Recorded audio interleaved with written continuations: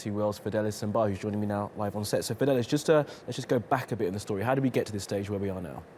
Well, a peace agreement was signed, last year between the former vice president, in this case now, Riek Machar, and the president, Salva Kiir, to end the war, because Riek Machar was sacked in 2013 as the vice president of South Sudan by the president, and his fighters took up arms against the South Sudanese army. So he went on exile, came back, and in April he was, sworn in again to take back his post. His supporters, some of his fighters, were given posts, in line with the agreement. But again, last week when the clashes, what actually sparked the crisis was his fighters came to Juba during a meeting that's between the two leaders. Their fighters had an altercation outside of the presidential palace, and it led to serious fighting, which resulted in the death of so many people. And then, by extension, they took that beyond the presidential palace, went as far as attacking civilians, attacking UN compounds. And, after that, because Riek Machar, the vice president, left after the fighting had more like died down a bit.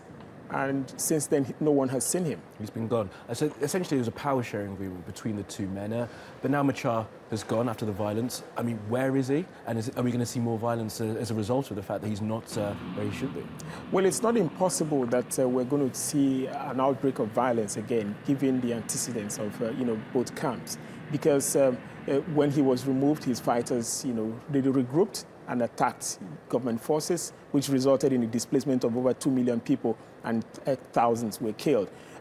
Since Riek Machar left the presidential palace last week, he reportedly went back to his base, and even though there are some reports that he must have left the country, but that is highly unlikely because he left with his fighters, and no one actually knows what next, because he's not said anything. No one has, no one has seen him.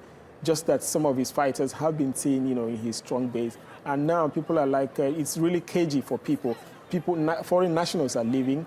Most of those from the West have been evacuated by their embassies. Some have fled to neighboring Uganda, which is where you have many of the, the local, most of the small business people. Their governments have evacuated them to Uganda. And people, even, nationals of South Sudan, are also leaving because they are they are afraid of their lives, given that if a fresh outbreak of fighting occurs now, there will be actually no safe place for them. Absolutely, a very worrying time. And so Riek Machar has been replaced by a man called General Deng. He's the new vice president. Just explain who he is and why he's important in this story. Yeah, General Deng was the peace negotiator. He was actually the one one of those who facilitated the recent peace deal. He was the one who coordinated the return of Riek Machar to office. Now, last week, when Riek Machar went into hiding, he broke ranks with Riek Machar because he was not happy that Riek Machar was going against the peace deal they had signed. So right now, there's like a division within the opposition, because General Deng has got his own fighters who are loyal to him. Because now that he's been sworn in as the vice president, he's more like empowered to be able to break ranks, and also split the loyalty of the fighters, between Riek Machar and himself, and that's like a sort of a big plus to Salva Kiir. But then, the major concern now is, how do they maintain peace?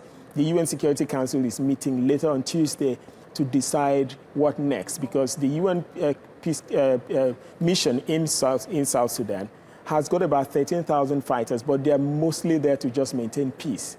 But now they'll be debating to see whether these roles will be defined, their role will be redefined to, more like to become like a combative role, as suggested by the UN Secretary General Ban Ki-moon. And because Ban Ki-moon has also suggested that sanctions should be placed on the South Sudanese government and an arms embargo, so that to limit the fighting, so that when they don't have enough arms, they won't be able to fight themselves. And the African Union, I just got back from Kigali. The African Union did adopt, more like a report urging the African countries to contribute troops so that they can send additional forces to South Sudan to maintain peace. But President Salva Kiir won't have that. He's seriously objecting the deployment of more troops to his country. So we continue to wait and see and wait for that UN announcement later on today. Fidelis, as always, excellent. Thank you very much.